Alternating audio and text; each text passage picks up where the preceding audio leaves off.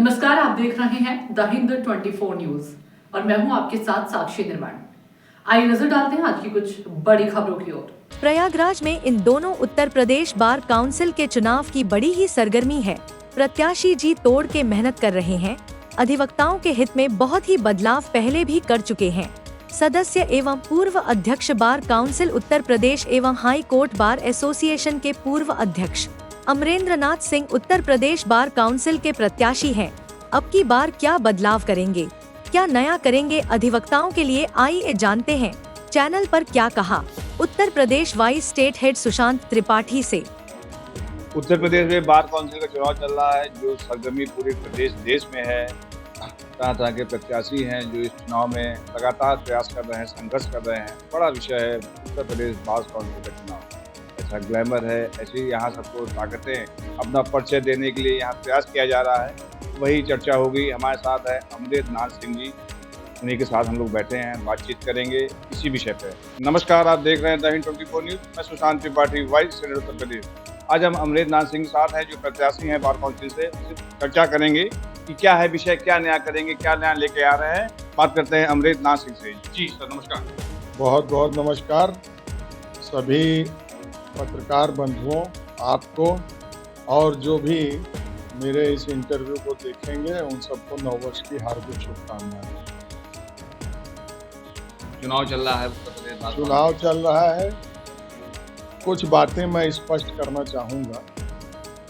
प्रमुख रूप से चूँकि मैं सिटिंग मेंबर हूँ, इसलिए अपने मतदाताओं, अपने प्रदेश के अधिवक्ताओं के प्रति मेरी जवाबदेही ज़्यादा है। मैं उत्तर प्रदेश बार काउंसिल का अध्यक्ष भी रहा, इलाहाबाद हाई कोर्ट बार का भी अध्यक्ष रहा, और मुझे इस बात का संतोष है कि मैंने अपनी तरफ से कोई ऐसा अवसर नहीं आने दिया जिसमें अधिवक्ताओं की कभी भी सम्मान से कोई कॉम्प्रोमाइज़ करना पड़ा हो। मेरे किसी भी कर्म और कर्तव्य से अधिवक्ताओं को सर झुकाना पड़ा हो। मेरा ये पहला कर्तव्य रहता है, सतत प्रयास रहता है कि अधिवक्ता सम्मान मेरी प्राथमिकता है और यह मेरा दायित्व है कि मैं हमेशा उनके सम्मान की रक्षा करूं। अपने बार काउंसिल के सदस्य के रूप में बहुत छोटे सूक्ष्म में मैं बता देना चाहता हूं कि उत्तर प्रदेश में कोर्ट्स फीस की जो वृद्धि हुई थी, उसके विरोध स्वरूप जो मेरी अध्यक्षता में कमेटी बनाई गई थी, उस कमेटी की संस्तुतियों के आधार पर उत्तर प्रदेश के सभी जनपद की तहसीलों में अधिवक्ता भवन, ई लाइब्रेरी और अधिवक्ता सुरक्षा के लिए उत्तर प्रदेश सरकार द्वारा प्रावधान किए गए। दूसरा, उत्तर प्रदेश बार काउंसिल के चेयरमैन के रूप में 24 अगस्त सन 2007 को एक यहाँ के फंड से अकेली योजना प्रारंभ की गई, जिसमें 60 वर्ष की आयु, उस समय 60 वर्ष की आयु के पूर्व 50,000 रुपये अधिवक्ताओं की मृत्यु पर उनके आश्रितों को दिया जाता था। उस आयु के बाद कोई प्राविधान नहीं था दिए जाने का। जिस योजना को बार काउंसिल के माध्यम से मैंने प्रारंभ कराया, उसमें 50,000 रुपये से 60 वर्ष के बाद की मृत्यु पर दिया जाना प्रारंभ हुआ। अब वह राशि 3 लाख कर दी गई। वह योजना सफलतापूर्वक कार्यान्वित हुई और उसके लिए कोई अतिरिक्त शुल्क बार काउंसिल द्वारा नहीं लिया गया। इसके बाद जब मैं इलाहाबाद हाई कोर्ट बार का अध्यक्ष बना, तो माननीय मुख्यमंत्री योगी आदित्यनाथ जी को हम लोगों ने अधिवक्ता सम्मेलन आयोजित किया, प्रयागराज में आमंत्रित किया 16 दिसंबर सन 2020 को, और उसमें हम लोगों की तरफ से एक मांग रखी गई जिसमें उन्होंने आयु सीमा जो मृत्यु की है अधिवक्ता की 60, उसको 70 कर दिया। दूसरा, 5 लाख रुपए की राशि अधिवक्ता कल्याण निर्न्यासी की कर दी, जो पूर्व में 1.25 लाख रुपया हुआ करती थी। तीसरा, उत्तर प्रदेश के अधिवक्ताओं को उन्होंने चैम्बर की सुविधा दी, जिसमें प्रमुख रूप से Allahabad high court bar association को उन्होंने विश्व स्तर की जो 640 करोड़ रुपए की राशि अवमुक्त थी, और वह अधिवक्ता भवन अब बन के खड़ा हो गया है। मेरे अध्यक्षीय कार्यकाल में ही उसका शिलान्यास भारत के राष्ट्रपति रामनाथ कोविंद जी ने किया। एक और मांग थी हम लोगों की कि नौजवान अधिवक्ताओं को प्रोत्साहन स्वरूप किया जाए, वह भी उन्होंने स्वीकार किया और प्रोत्साहन राशि 5,000 रुपये प्रतिवर्ष की स्वीकृत की, जो मिल रही है। बीच में एक व्यवधान आया था लेकिन वह जारी रही। अब अधिवक्ताओं की समस्याओं के संबंध में मैं बताना चाहूँगा। सबसे प्रमुख समस्याओं में से यह समस्या है कि हमारे अधिवक्ता साथियों पे कंटेम्प्ट ऑफ कोर्ट की तलवार लटकी रहती है और विभिन्न जनपदों के अधिवक्ताओं पे किन्हीं न किन्हीं कारणों से कंटेम्प्ट हो जाता है।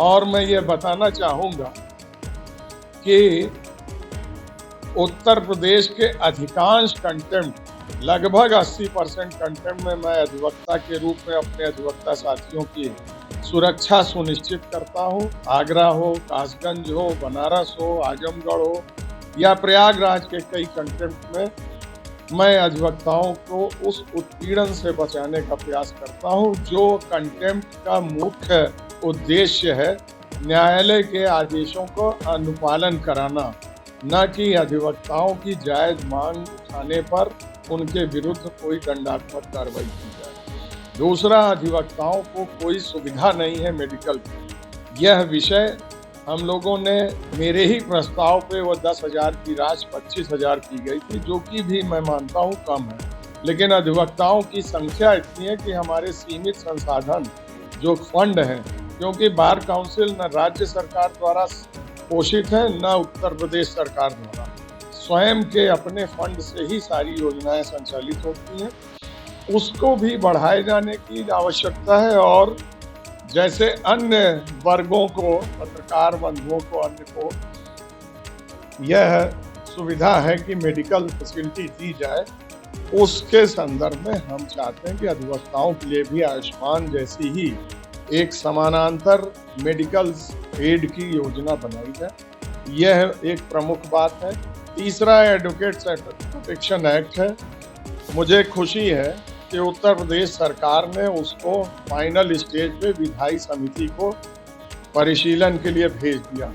अधिवक्ता अधिनियम सुरक्षा के लिए उत्तर प्रदेश बार काउंसिल ने मेरे ऊपर विश्वास करते हुए मुझे उस अधिनियम को ड्राफ्ट करने का दायित्व दिया, जो हम लोगों ने उत्तर प्रदेश सरकार को दे दिया। लेकिन खुशी इस बात की है कि भारत सरकार भी इस विषय पर गंभीर चिंतन कर रही है। अभी 4 दिन पहले लॉ मिनिस्टर ने आश्वासन दिया है कि यथाशीघ्र वह देशव्यापी भारत में एडवोकेट प्रोटेक्शन के लिए काम करेंगे और उसको लागू कराएंगे।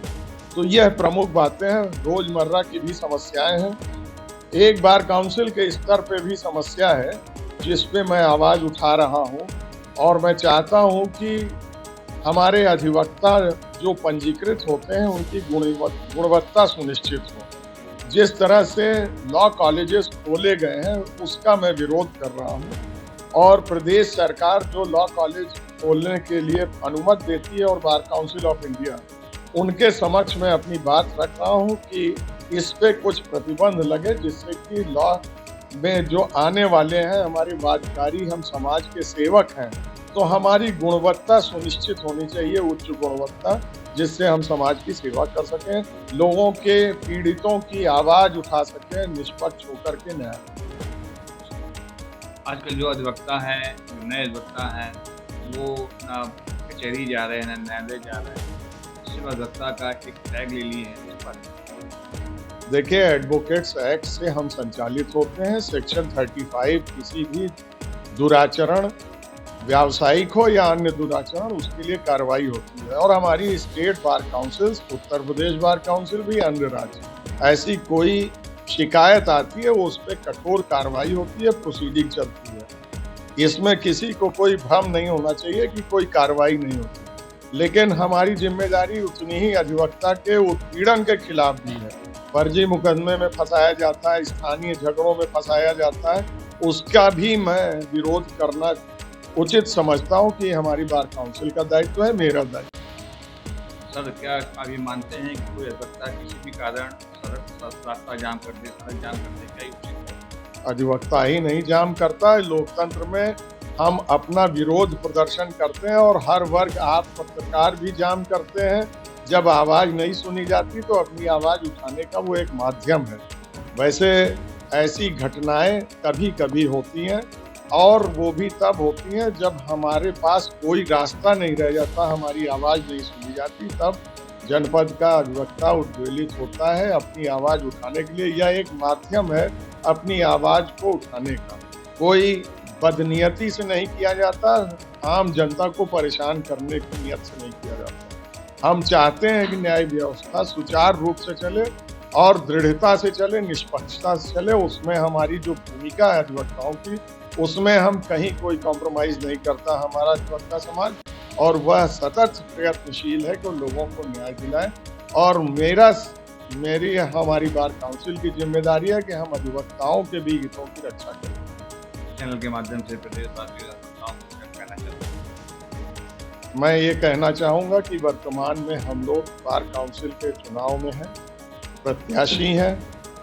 उत्तर प्रदेश के अधिवक्ता नियमित प्रैक्टिस करने वाले योग्य लोगों को, अधिवक्ता जो हैं उनको चयनित करने का यह जो परीक्षा हमारी है उसमें वो भी परीक्षा दे रहे हैं कि वो अच्छा योग्य प्रत्याशी को अपना मत प्रदान करें। अमरेंद्र नाथ सिंह, और मैं भी चुनाव में प्रत्याशी हूँ। मेरा सीरियल नंबर क्रमांक 29 है, 29। देखते रहिए द हिंदू 24 न्यूज।